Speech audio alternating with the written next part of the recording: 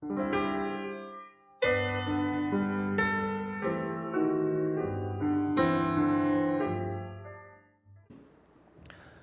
14장 11절에서 20절까지 한 절씩 교독을 하겠습니다. 사람들이 바울이 행한 일을 보고 목소리를 높여 루가오니아 말로 이르되 신들이 사람들의 모양으로 우리에게 내려왔다 하며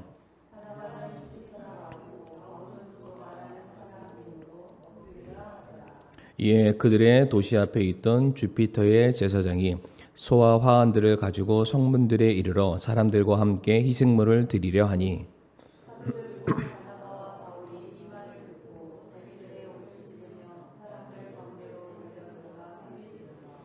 이르되 선생들아 어찌하여 너희가 이런 일들을 행하느냐 우리도 너희와 똑같은 성정을 가진 사람들이라 너희에게 복음을 선포하는 것은 너희가 이런 헛된 일들을 버리고 하늘과 땅과 바다와 그 안에 있는 모든 것을 만드신 분 곧 살아계신 하나님께 돌아오게 하려 함이라.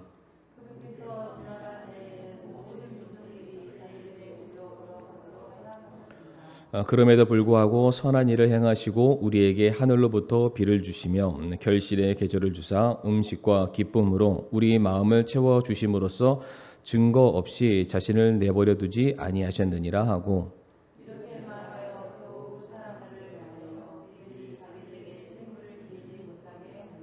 어떤 유대인들이 안디옥과 이고니움에서 거기로 와서 사람들을 설득하고 돌로 바울을 친 뒤 그가 죽은 줄로 생각하고는 도시 밖으로 그를 끌어내니라. 그러나 제자들이 그를 둘러쌌을 때에 그가 일어나 도시로 들어갔다가 이튿날 바나바와 함께 더베로 떠나니라. 아멘. 말씀을 위해서 한 번 더 기도하겠습니다. 고마우신 주님 감사합니다. 또 이 시간 저희들 하나님의 말씀을 듣기를 원합니다. 부족한 종의 입술을 하나님께서 사용하여 주옵시고 우리들의 마음 문이 활짝 열려 주님의 음성만을 듣고 마음에 새기는 귀하고 복된 시간 되게 하여 주시옵소서. 예수님의 이름으로 기도를 드리옵니다. 아멘. 오늘은 사도행전 14장 11절부터 20절까지의 말씀을 통해서 저항하는 그리스도인이라는 제목을 함께 말씀을 나누길 원하는데 원래 이제 제목은 조금 길었습니다. 소리 지르라 그리고 일어서라 이제 이러한 제목으로 말씀을 나누려고 했었는데 그래도 조금 짧은 게 좋겠다 싶어서 저항하는 그리스도인이라는 제목을 짓게 됐습니다. 이제 한 달 만에 저희들이 다시 사도행전 강해를 이제 시작을 하게 되는데 예전의 기억을 좀 더듬어서 말씀을 드리게 되면은 이제 마지막 사도행전 강해의 제목은 기적은 지금도 일어나는가라는 제목을 함께 말씀을 나눴고요. 기적은 하나님의 말씀을 통해서 일어나고 또한 기적은 우연이 아니라 하나님의 계획하심이었다라고 말씀을 드렸습니다. 그래서 모든 것을 계획하시고 주도하시는 하나님 그리고 하나님의 말씀에 우리가 주목하게 되었을 때에 오늘날 우리들의 삶에도 동일한 놀라운 일들이 일어날 수 있다. 우리가 경험하게 될 것이다 라는 말씀을 드리게 됐죠. 바로 그 사건의 중심이 되는 배경이 바로 루스드라에 있었던 한 안전뱅이가 일어나게 되는 치유의 사건이 바로 그 핵심이었습니다. 오늘은 이 병자가 치유를 받고 고침을 받고 난 이후의 상황에 대해서 우리가 함께 좀 나누도록 할 텐데 루스드라에 있었던 이 안전뱅이가 다시 일으킴, 치유를 받게 되었을 때의 그 광경을 목격했던 사람들의 반응이 11절 말씀이 되겠습니다. 사람들이 바울이 행한 일을 보고 목소리를 높여 루가오니아 말로 이르되 신들이 사람들의 모양으로 우리에게 내려왔다라고 말을 합니다. 지금 루스드라 사람들이 자기네들 말이죠. 지역 방언으로 루가오니아 말로 지금 바울과 바나바를 향해서 그리고 함께 모여있는 모든 사람들을 향해서 신들이 사람의 모양으로 우리에게 내려왔다라고 하면서 칭송을 하기 시작을 합니다. 그러면서 그들이 하는 말이 12절에 바나바는 주피터라 하고 바울은 주로 말하는 사람이므로 목큐리라 하더라 라고 되어 있는데요. 여기 주피터는 영어식 표현이고요. 이것을 그리스어 헬라어식으로 표현하면은 주피터는 제우스가 됩니다. 그리고 머큐리의 경우에는 이제 이것도 영어식 표현인데 이것을 그리스어 헬라어로 표현하게 되면은 헤르메스라는 이름으로 바꿀 수가 있는데 헤르메스 신이 어떻게 돼 있냐면은 이 발 뒤꿈치에 이게 날개가 달려 있는 어딘가 빨리 달려가는 뭐 그런 이제 어떤 신화적인 인물이라고 되어 있죠. 그러니까 지금 사람들이 바울과 바나바를 봤을 때 이 사람이 제우스와 같고 머큐리, 그러니까 헤르메스와 같은 사람이다. 그러니까 이제 제우스는 당대 모든 신들을 관할하는 신 중의 신이고요. 마치 이제 헤르메스의 경우에도 신들 가운데 한 사람으로서 굉장히 높은 지위에 있는 어떤 그런 사람으로서 바울과 바나바를 사람들이 인식하기 시작합니다. 그래서 이어지는 13절 말씀 보게 되면 이에 그들의 도시의 앞에 있던 주피터의 제사장이 소와 화환들을 가지고 성문들에 이르러 사람들과 함께 희생물을 드리려 하니라고 되어 있죠. 이미 이 루스드라는 지역 안에는 주피터, 제우스 신을 섬기는 신전이 있었고 그 신전의 기능을 감당하기 위한 제사장들이 이미 존재하고 있었던 상황입니다. 지금 그들이 자신들이 섬기는 신들이 자기가 살고 있는 지역에 왔다고 착각을 했기 때문에 그 신을 맞이하기 위해서 희생 제물인 소를 가져왔고요. 환영의 의미를 담은 화한 꽃을 가져오게 됩니다. 그런데 저희가 이 배경이죠. 오늘 본문의 상황을 이해하기 위해서는 우리가 그리스 신화 한계를 알면은 조금 더 이해가 될 텐데 간략하게 설명드리게 되면 그리스 신화 중에 어떠한 사건이 있냐면은 제우스와 그러니까 이제 주피터와 머큐리가 사람들의 마음이 얼마나 선한지를 테스트하기 위해서 거지의 모습으로 변장해서 사람들이 살고 있는 동네를 이제 찾아가게 됩니다. 그런데 이제 행색이 거지니까 사람들이 자기 집에 들어온 이 사람들을 환대하기는커녕 이제 문전박대를 합니다. 가는 곳곳마다 문전박대를 받다가 안 되겠다. 사람들이 선치 않구나. 우리가 이들을 심판해야 되겠다라는 마음을 갖고 있는 찰나에 이제 마지막 한 집을 들어가기로 이제 마음을 먹습니다. 그 집을 똑똑 두드리고 들어갔는데 그 집안에 살고 있는 부부의 이름이 필레몬과 바키우스라는 부부의 집을 들어가게 됩니다. 이 사람들은 마침 그 동네에 살고 있는 가장 가난한 사람들이었다고 해요. 그러니까 들어가면서도 너무 집안이 초라하고 행색이 별품 없으니까 또 우리가 그냥 거절당하겠다, 문전박대 받겠다 생각을 했는데 마침 필레몬과 바키우스 부부가 거지로 분장했었던 주피터와 머큐리를 환대해 주는 거예요. 부족한 살림, 없는 살림이었지만은 최선을 다해서 그들을 섬겨주게 되는데 마침 그들의 집 안에 있었던 포도주가 있었는데 이제 얼마 남지 않았습니다. 마치 성경에 나와 있는 엘리사와 과부의 그 기름 사건처럼 이제 한두 잔 먹으면은 끝날 포도주를 자기 집에 찾아 들어온 거지에게 대접하기 위해서 이제 붓는 거예요. 분명히 이 두 잔에 쏟으면은 끝날 줄로 알았던 포도주가 계속해서 흘러 내려오는 거죠. 이게 마치 성경에 나와 있는 사건을 그대로 착안한 것 같은데 이 광경을 목격하면서 이 부부가 이 사람들은 보통 사람이 아니다. 신임이 분명하다라고 생각해서 이제 그들에게 막 경배하고 절하고 라는 사건인데 그 뒤에 내용들이 더 많이 있습니다. 그냥 생략을 하고 바로 그 사건으로 말미암아 주피터와 머큐리가 이 부부에게 어마어마한 상금과 보상을 내려줬었던 신화가 있습니다. 그러니까 제우스를 섬기고 있는 사람들에게는 마치 우리가 성경을 공부하면서 머릿속에 각인되었던 사건들처럼 주피터와 머큐리가 언젠가는 우리 집에 찾아올 것이고 그들에게 환대하는 사람들에게는 막대한 보상이 있을 거라는 것을 알고 있기 때문에 지금 바울과 바나바가 아니죠. 주피터와 머큐리로 인식하고 있는 상황 속에서는 이 마을에 살고 있는 사람들이 이들을 환대할 수밖에 없었어요. 제우스다, 헤르메스다. 그래서 11절 말씀 보게 되면 다시 보겠지만은 사람들이 지금 뭐라고 소동하고 있습니까? 주피터와 머큐리가 왔다. 제우스와 헤르메스가 왔다. 그런데 이때 사람들이 말하기를 바울과 바나바가 이해할 수 있는 말로 한 게 아니라 루가오니아 말, 그들의 말로 환영을 한 거예요. 그러니까 처음에 바울과 바나바가 이 말을 얼른 이해하는 게 쉽지가 않았습니다. 우리가 환영받고 있구나, 우리가 뭔가 잘하고 있구나 라고 하면서 굉장히 기분이 좋아 있는 아마 그런 상황이었던 것 같아요. 그런데 한번 생각해 보세요. 지금까지 바울과 바나바가 안디옥과 이고니움과 여러 많은 지역을 지나갈 때마다 계속해서 모함을 당했습니다. 죽음의 위협, 살해의 위협을 받고 쫓겨나는 신세에 드디어 루스드라까지 도착을 하게 되었는데 지금 모든 상황들이 역전이 된 거예요. 사람들이 오히려 자기네들을 환대하고 신격화시켜주게 되는 겁니다. 그런데 14절 말씀을 보게 되면은 드디어 바울과 바나바가 이 사람들이 나에게 우리들에게 이와 같이 행동하는지에 대한 이유를 알게 된 거예요. 그러니까 제가 앞에서 설명드렸던 그러한 배경이 있었기 때문에 사람들이 우리를 반겨주는구나.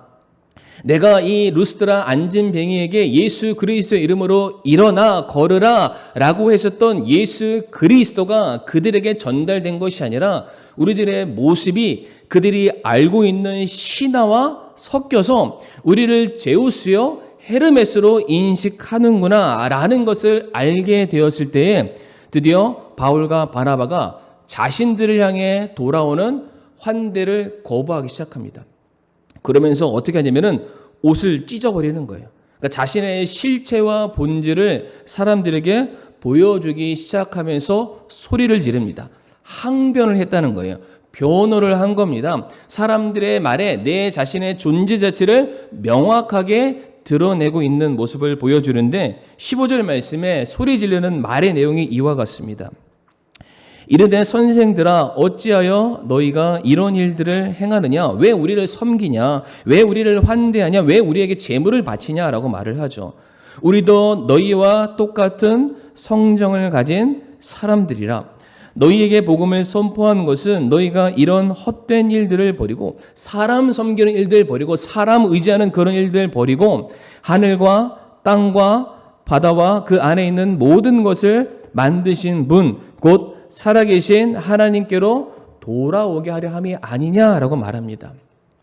지금 바울이 말하기를 우리가 너희에게 복음을 전하는 것은 너희가 더 이상 헛된 일에 얽매이지 않기 위해서다. 세상에 매여 있거나 사람에게 매여 있거나 아니면 이 세상 환경에 얽매여 있거나 모든 것들을 우상화하면서 그것에 너희들의 생명이 있는 것처럼 애걸복걸하는 그런 삶, 얽매여 있는 족쇄에 달린 그 삶에서 벗어나서 진짜 모든 것을 주관하시는 천지를 창조하시는 살아계신 하나님, 진정한 우리의 창조주 하나님께로 돌아오게 만드는 것이다. 그러니까 지금 모든 일들의 포커스는 나에게 있는 것이 아니라 나를 보내시고 나를 부르시고 나에게 생명 주시는 하나님께 모든 영광을 돌려야만 한다.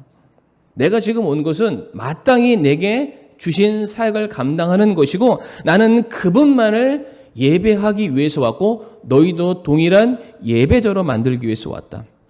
마치 침례 요한의 고백처럼 나는 그분의 신발끈을 메어드릴 자격도 없다. 오직 그분에게만 모든 영광과 존귀가 돌아가야 된다라고 말하면서 겨우겨우 사람들의 선동이죠. 자신들을 향한 환대를 말리게 됩니다. 성도님 한번 생각해 보세요. 만약에 바울과 바나바가 자신들을 향한 이 환대가 하나님께로 향한 것이 아니라 자신들의 향한 것임을 알매도 불구하고 그것을 말리지 않았다면, 막아서지 않았다면 바울과 바나바가 어떠한 사람이 됐을까요?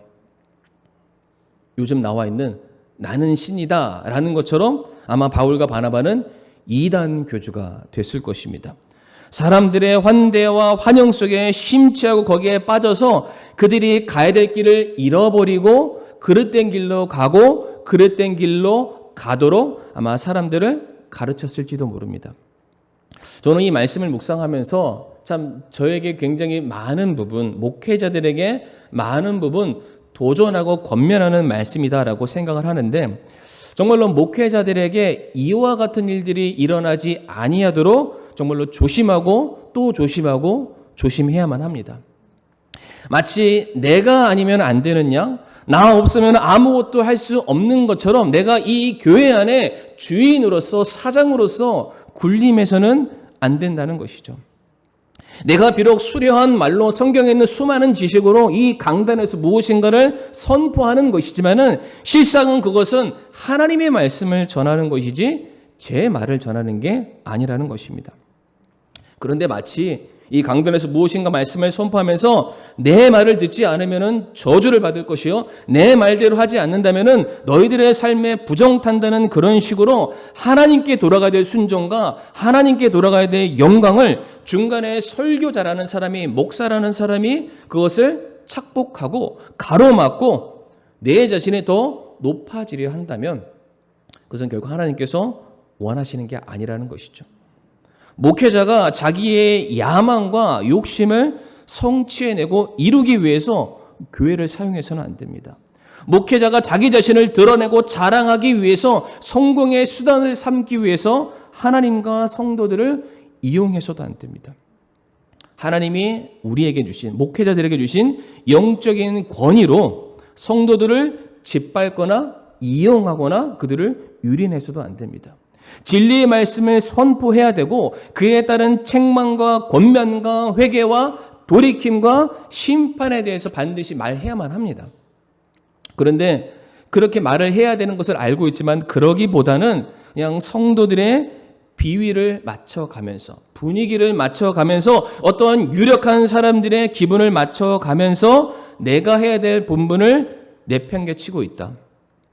하나님께서 주시는 상급과 면류관보다는 이 세상의 인기와 권세와 명예와 재물에 대해서 모든 성도들에게 관심을 쏠리게 만들고 있다. 절대로 그렇게 해서는 안 된다는 것이죠. 특별히 제가 아마 다음 주 정도면은 오후 예배 시간에 포괄적 차별금지법에 대해서 자세하게 성도님들과 함께 나눌 예정에 있는데, 이제 이와 같은 내용들에 대해서 교회 강단에서 설교를 하게 되면은 현 시대에 대해서 비판을 하거나 아닌 것이 아니다, 동성애가 잘못됐다, 부부, 가정은 남녀 관계를 통해서 이루어지는 것이다, 뭐 이러한 것들을 앞으로 강단에서 선포하게 되면은 벌금을 받거나 교회 모든 이용들이 중단되는 상황들이 이제 옵니다. 진짜로 오게 됩니다. 그런데 그런 것이 무서워서, 그것이 눈치 보여서 그러한 설교를 내가 이 강단에서 하기를 꺼려한다. 설령 목에 칼이 들어오는 상황이라 할지라도, 성도가 다 떠나가는 상황이 생긴다 할지라도 끝까지 나 자신은 감추고 주님의 영광만을 드러내며 그분의 피 묻은 십자가의 복음만을 선포하고 한 영혼을 주님께로 돌아서게 하는 그 일들을 위해서 기꺼이 이 강단에 맡겨진 사역을 감당할 수 있는 그러한 목회자가 되기를 원합니다. 지금 이와 같은 일들을 이루기 위해서 바울과 바나바가 자기들의 옷을 찢으면서 사람들을 말렸던 거예요. 나도 너희와 같은 성정, 모양을 가진 사람이다. 나도 똑같이 주님께 복종해야 되고 나도 똑같이 주님의 말씀에 순종해야 되는 그러한 사람이다. 그러기 때문에 더더욱더 사람을 영웅화해서는 안 된다. 그렇게 해서는 복음의 가치가 퇴색되고 가짜 복음이 전해질 수밖에 없다. 이 만약 강단에서 잘못된 복음과 가짜 복음과 이 세상과 타협하는 그러한 말씀들이 전해지게 된다면 얼마든지 저를 향해서 성도님들 소리쳐 주시길 바랍니다. 만약 제가 제 자신을 높이거나 자랑하거나 교만하거나 세상 일에 대해서 관심을 갖고 그런 쪽으로 빠져가는 모습이 보인다면은 마치 오늘 본문에 나와 있는 바울과 바나바처럼 그만하시라고, 중단하시라고 저를 향해서 외쳐주시길 바랍니다. 그런데 성도님들, 중요한 것은 이 말씀이 저에게만 적용되는 것은 아니라는 것이죠. 그러니까 목회자인 저도 바로 서야만 합니다. 그런데 이 동일한 적용이 우리 성도님들에게도 똑같이 적용이 돼야만 합니다. 하나님께 찬양과 영광을 높여드리기보다, 하나님의 말씀에 귀를 기울이기보다, 내가 비록 내 몸뚱아리는 이 예배당에 나와 있기는 하지만 여전히 이 자리에서 내 인생의 계획과 내 생각과 내 처지와 내 계획이 우선되고 있다면, 하나님께서 천하보다 귀하게 여기시는 영혼 구령하는 그런 일들보다는 그냥 이 세상 일들에 대해서 관심이 더 많아지고 복음에 대해서는 내가 계속해서 인색해지고 무덤덤해지게 될 때, 헌신을 하기보다는 섬김을 받기를 원하고 기도를 하기보다는 불평하는 내 모습이 앞서고 있다면, 말씀에 대한 궁금증과 사모하는 마음보다는 이 세상의 유행과 가치에 관심이 더 많고 바로 그러한 이야기들로 주님의 이 몸된 교회 안에서 교제를 내가 이루어 가고 있다면, 그런 모습들을 성도님들 보고 계시다면 그 자리에서 성도님들이 소리쳐 주셔야 돼요. 그만해야 된다고. 어떤 교회는 이런 게 있대요. 교회 이제 침례교회가 아니라 장로교회겠죠. 장로교회에서 장로회를 딱 하는데 그 목사님이 이제 그 자리에 참석을 하셔서 막 회의를 하는데, 이게 회의는 회의니까 예배 시간이 아니니까 이제 서로 막 언성이 막 높아지는 거예요. 도저히 회의가 진행이 안 되니까 이 회의를 어떻게 하면은 은혜롭게 할 수 있을까? 그래서 그 목사님이 생각했던 게 뭐냐면, 회의가 긴 테이블이 있을 거 아니에요. 그러면 그 테이블 앞에 이 조그마한 종을 하나씩 다 놨대요. 종, 십자가 종 이렇게. 그렇게 해놓고는 회의를 하다가 너무 육신적인 모습이 나온다. 딸랑딸랑 소리를 흔들라는 거예요. 그러면은 그 소리가 들리는 즉시 모든 말들을 멈추고 그 자리에서 5분간 기도하고 다시 회의를 시작한다고 합니다. 그 소리를 들으면 우리가 너무 육신적이구나, 인간적이구나. 그런데 그 종소리가 2번인가 3번 이상 그 회의 시간에 울리면은 그 회의는 전면 중단, 다음으로 넘긴다고 합니다. 이제 그렇게 회의를 계속했더니 교회 운영들이 굉장히 매끄러졌다. 이건 하나의 비근한 예이고요. 우리가 그러한 상황들, 그러한 성도들의 모습을 봤을 때 물론 직접 찾아가서 대면하면서 왜 그렇게 하십니까? 라고 우리가 소리 지를 수는 없겠죠. 그러나 그 영혼들을 위해서 우리가 하나님께 간절히 기도하고 정말로 그 성도의 첫 사랑이 온전하게 회복될 수 있게 해달라고, 정말로 그 성도들과 모든 친구의 모임과 저를 포함해서 정말로 우리의 신앙의 순수성이 다시금 회복될 수 있게 해달라고, 우리가 그러한 목소리를 교회 안에서 높여야 되지 않을까. 목에 칼이 들어와도 아닌 것은 아닌 것이고요.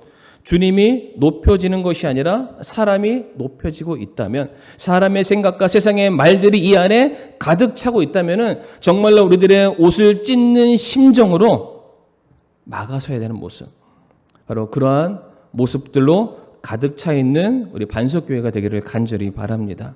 물론 그렇다고 해서 성도 상호 간에 공격하고 비난하고 판단하라, 그런 말씀이 절대로 아니죠. 진리를 배격하는, 복음을 막아서는 교회가 하나 되는 것과는 상관없는 모든 것들, 그런 것들은 반드시 막아서야 한다라는 겁니다.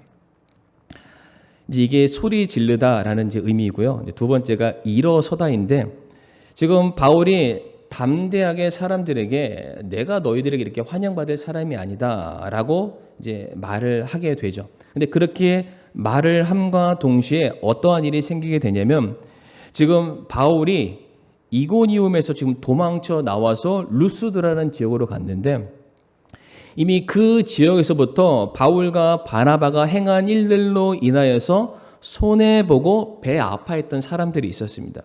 그 사람들이 바울과 바나바를 계속해서 지금 뒤쫓아오고 있는 상황이었는데 지금 만난 거예요. 그래서 그 사람들이 지금 루스드라에 이들을 주피터와 머큐리로 인식하고 있는 사람들에게, 저 사람들은 니네들이 알고 있는 신이 아니라 우리가 알고 있는 모든 삶의 기반과 가치를 뒤엎는 사람들, 역적들이니까 저들을 지금 반드시 죽여야 된다, 설득하는 과정들이 나옵니다. 그러니까 알고 보니까 이 루스드라에 있는 모든 사람들은 바울과 바나바를 주피터와 머큐리로 여겼던 것이 아니라 다만 그들을 통해서 필요한 것을 얻기를 원했다는 것이지, 얻지 못한다는 계산에 나왔을 때는 주저함 없이 바울과 바나바를 향해서 돌을 던지게 된 거예요. 아니, 방금 전까지만 해도 꽃다발을 가지고 왔고 황소를 끌고 왔던 사람들이 그것을 다 물러내고 자기의 손 안에 엄청나게 큰 돌, 차돌을 하나씩 들고 와서 지금 던지려고 하고 있는 그런 상황입니다. 이게 바로 군중의 심리를 보여주고 있는데, 그때 그 돌들이 마치 하늘에서 우박이 떨어지는 것처럼 바울을 향해서, 왜? 바울이 대변하는 사람이었기 때문에 그를 향해서 온갖 돌들이 날아오게 되고요. 오늘 말씀 보게 되면 그 자리에서 바울이 맞아서 쓰러지게 됩니다. 그런데 그 정도가 얼마나 심각했던지 바울을 봤던 모든 사람들이 이는 죽었다라고 결론을 내리게 되고요. 성 밖으로 쓰레기와 시체를 처리하는 그 장소로 바울을 그냥 내다 던지게 됩니다. 지금까지는 바울과 바나바의 사역을 보게 되면은 그냥 위협만 받았어요. 협박만 받았고 그 자리에서 도망칠 수 있는 그런 시간들이 있었는데 이 루스드라에서는 피할 겨를도 없이 그 자리에서 돌에 맞아 거반 죽게 되었습니다. 왜 하나님의 말씀에 따라서 선교 사역에 감당했고 험난한 여정에서 자기 몸 하나 돌보지 아니하고 목숨 바쳐 복음을 선포했건만 왜 바울과 바나바에게 이와 같은 어려움과 역경이 더해지게 되는 것일까? 사역을 감당하면서 복을 받기는커녕 왜 죽을 위기에 내몰리게 되고 내 몸뚱아리가 이 쓰레기 더미에 던져짐을 당해만 해나. 근데 제가 이 말씀을 묵상하면서 뭘 생각했냐면 바울이 자신을 향해서 날라오는 그 돌을 보고 돌을 맞는 순간 저는 생각하건대 바울이 두 인물을 반드시 생각했을 것이다. 혹시 성도님 생각나시는 분이 계십니까? 바울이 돌에 맞는 바로 그 순간 스데반 집사가 생각이 났을 거예요. 왜? 바울이 스데반 집사를 향해서 돌을 던졌던 그 자리에 있었거든요. 그리고 그 모든 일들에 대한 모든 책임을 바울이 가지고 있었습니다. 그런데 바울이 스데반 집사가 돌에 맞아 죽는 그 장면을 보면서 그가 주님께로 회심할 수 있었던 분명한 사건이 뭐였었냐면은 스데반 집사가 돌이 날라왔을 때 복싱 선수처럼 돌을 피하지 않았습니다. 돌이 오는 것을 다 맞았죠. 맞으면서 나한테 왜 이러냐, 억울하다, 던지지 마라, 아프다 이런 말 하지 않고요. 마치 예수님이 하셨던 말씀처럼 주여 저들의 죄를 용서해 주시옵소서. 저들은 저들이 하는 일을 알지 못합니다 라고 하면서 그것을 다 받아내고 순교했던 바로 그 순간이 분명히 바울에게 떠올랐을 거예요. 뿐만 아니라 바울은 바로 이 상황 속에서 예수님을 생각할 수밖에 없습니다. 예수님께서도 처음에 공생에 사역했을 때에 예루살렘 성전으로 들어가려 하셨을 때에는 수많은 사람들이 예수님을 바라보면서 다윗의 자손 예수여, 다윗의 자손 예수여, 우리를 구원하여 주시옵소서, 예루살렘의 옛 영광을 회복시켜 주시옵소서라고 말하면서 종려나무 가지를 꺾고 와서 예수님의 오심을 환영했고 자기의 겉옷을 길거리에 던져서 예수님의 그 발에 물론 나귀를 타고 들어가셨지만 흙 하나 묻어서는 안 된다. 왜? 존귀하신 분이시기 때문에 그렇게 환영했던 분인데 예수님이 그 민중들을 향해서 말하잖아요. 내가 너희들의 필요를 채우기 위해서 온 것이 아니다. 너희가 나를 먹어야 된다. 나를 영접해야 된다. 너희들이 죄인임을 자백해야 된다라는 그 말 앞에 예수님을 따랐던 수많은 인파들이 그냥 다 돌아가게 됩니다. 그러면서 이제 예수님을 대적하게 되죠. 예수님을 고발하였고요. 예수님을 채찍질했고 침을 뱉었고 뺨을 때리고 수염을 뜯는 그 모습들. 그럼에도 불구하고 예수님께서는 끝끝내 십자가에 못 박혀 돌아가시면서 뭐라고 말씀하셨나요? 다 이루었다라고 말씀하시고 예수님도 동일하게 아버지여 저들이 하는 일이 뭔지 잘 모릅니다. 저들의 죄를 용서해 주시옵소서. 지금 이 동일한 상황이 지금 사도 바울이 돌을 맞아 죽어가는 상황 가운데 지금 똑같이 일어나고 있는 것이죠. 만약에 성경 말씀이 저는 모르지만 그런 상황이 허락된다면은 아마도 바울이 돌에 맞아 죽는 상황 속에서도 아마 이런 말들을 했었을지도 모릅니다. 너무 돌에 세게 맞아서 그냥 기절하느라 아마 이 말을 못했던 것 같아요. 그런데 바울이 다시 기적적으로 일어나게 되죠. 죽은 줄 알았는데 다시 일어나게 됩니다. 이 이후 상황이 우리에게 너무나도 중요한데 오늘 본문 말씀 보게 되면 그가 일어나라고 되어 있습니다. 일어나. 성도님들 바울과 바나바가 일어나서 뭘 했습니까? 더베라는 곳으로 향해 가게 됩니다. 더베로 가서 뭘 했을까요? 복음을 전하게 됩니다. 지금 바울이 거반 죽어가는 상황 속에서 자신의 몸을 운신하고 치료하기 위해서 내가 너무나도 지금 낙심되고 너무나도 내 몸이 안 좋기 때문에 내가 안식오를 갖겠다든지 아니면 내가 이와 같은 수모와 수치와 이러한 고난을 나는 더 이상 받기를 원치 않는다라고 말하며 자신들과 함께 했었지만은 떠나갔었던 마가처럼 그냥 이 모든 사역의 현장을 떠나고 원망하고 불평하고 싶은 그런 마음이 왜 그의 마음속에 안 들겠습니까? 그런데 이어지는 21절과 22절 말씀 보잖아요. 그럼 바울이 일어납니다. 그러니까 세상이 그들을 저항하고 막아섰지만 여전히 바울은 그 세파에 휩쓸리지 않고 그 자리에 일어나서 더베로 향합니다. 거기서도 복음을 전하죠. 그런데 더베에서 복음을 전하고 더베가 1차 선교 여행의 반환점입니다. 거기를 찍고 다시 어디로 가냐면 21절 말씀 보게 되면은 루스드라, 이고니움, 안디옥으로 돌아가게 됩니다. 루스드라가 어떤 곳이었나요? 자기를 돌로 쳐 죽인 곳이었어요. 주저하지 않고 갔다라는 거예요. 이고니움은 어떤 곳이었나요? 루스드라까지 쫓아와서 사람들을 선동해서 나를 죽도록 만들었던 그 많은 사람들이 있는 그러한 장소였습니다. 지금 바울과 바나바 이 수많은 사람들은 핍박으로 말미암은 이 신앙의 여정을 도망쳤던 것이 아니라 그것을 기꺼이 자기들의 온 몸으로 받아내고 있는 모습을 우리들에게 보여줍니다. 그러면서 22절 하반절에 뭐라고 말합니까? 믿음 안에 거하게 하고 또 우리가 반드시 많은 환난을 거쳐 하나님의 왕국에 들어가야 하리라 하더라 라고 말을 하죠.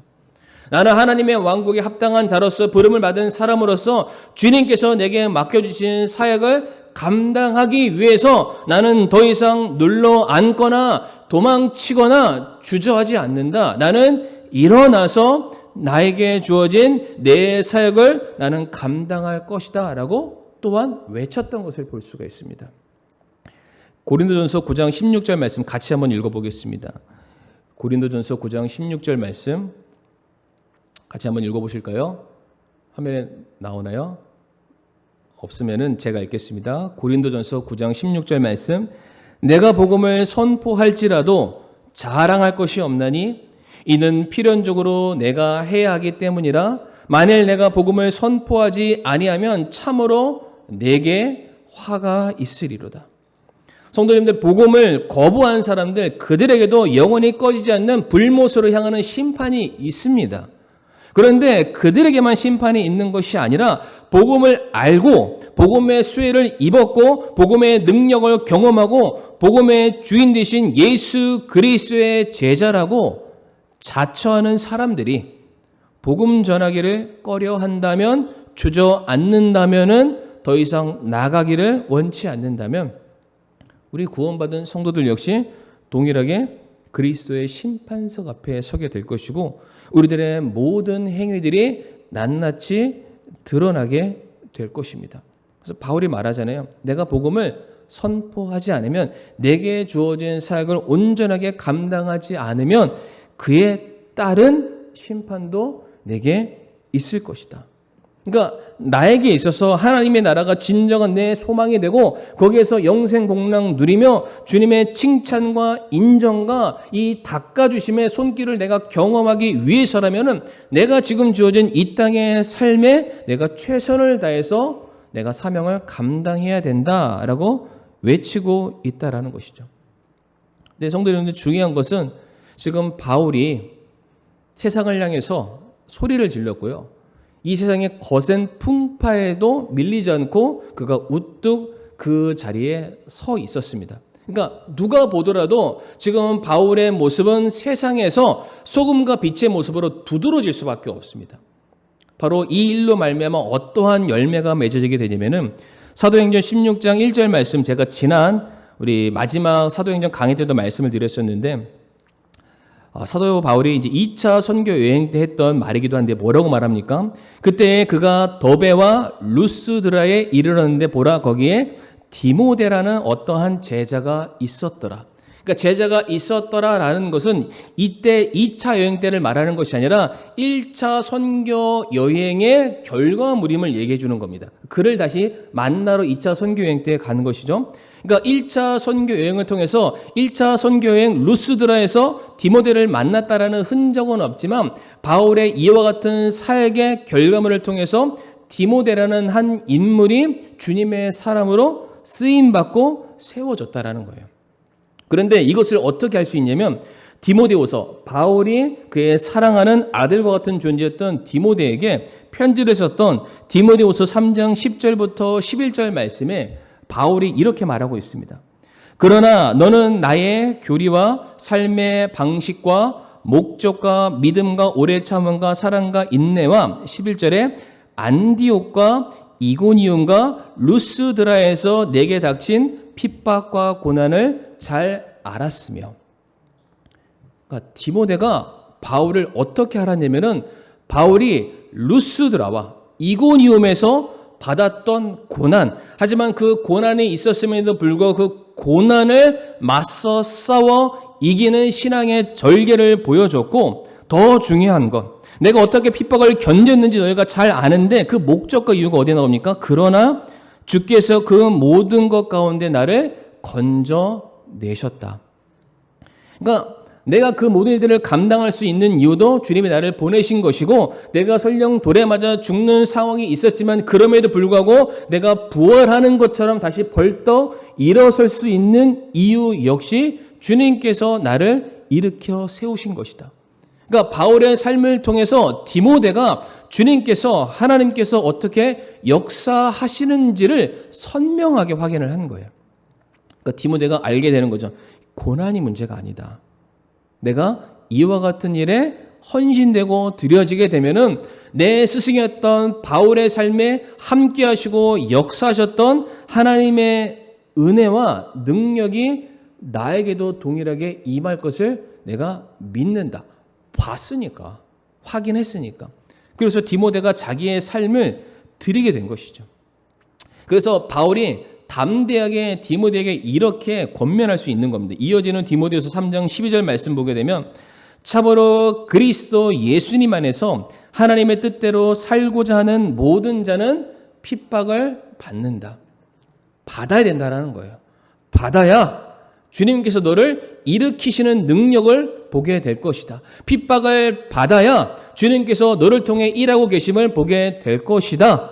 그러니 디모데야, 내 삶을 보고 나를 본받아서 똑같이 그 신앙의 길을 걸어가자라고 외쳤던 것입니다.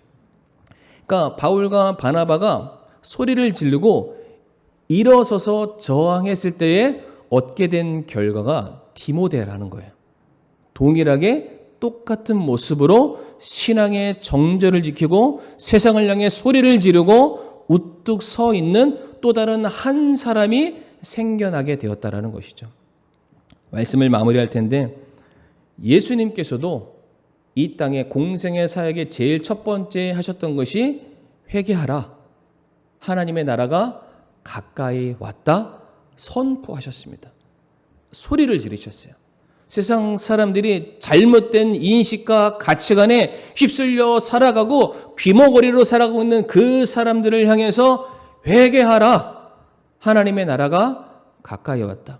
이 땅이 너희들이 영원토록 살게 될 그런 낙원이요 천국이 아니라 하나님께서 다스리실 그 나라가 오게 될 것인데, 그 나라에 들어가기 위해선 너희가 죄인인 것을 알아야 된다. 회개하라. 그리고 예수님의 사역은 일어서심으로 그 사역을 마무리하시게 되죠.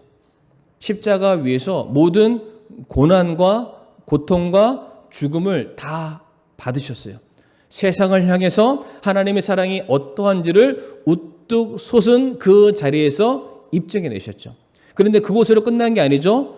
묻히셨지만은 다시 부활의 권능으로 일어나심으로 말미암아 정말로 하나님만이 죄와 사망의 권세를 깨뜨리시고 영원한 부활의 생명으로 우리를 일으키시고 우리를 인도하시는 분이시구나.